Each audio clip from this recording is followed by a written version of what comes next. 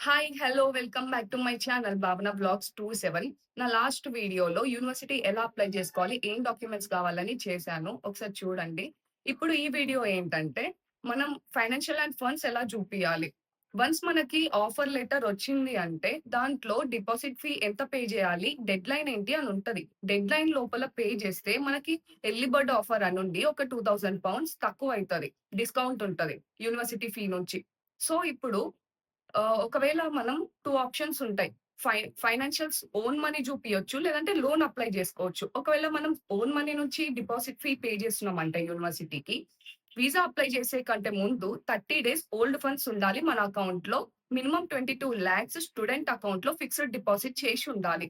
లేదు loan apply చేసుకుంటున్నామంటే deposit fee లోన్‌లో నుంచి కడతాం. ఫిక్స్డ్ డిపాజిట్ చేస్తున్నామంటే స్టూడెంట్ అకౌంట్‌లో డిపాజిట్ ఫీ గూడా మన సొంత మనీ పే జేయాలి. సో, నా లోన్ ఎక్స్‌పీరియన్స్ అనేది నెక్స్ట్ వీడియోలో ఫుల్ వీడియో చేసి పెడతా. ఎలా అప్లై జేసుకోవాలి, డాక్యుమెంట్స్ ఏంటి, దేని బేసిస్ పైన లోన్ ఇస్తారు అదంతా ఫుల్ వీడియో జేసి పెడతా. Until then stay tuned. Bye bye. Thank you.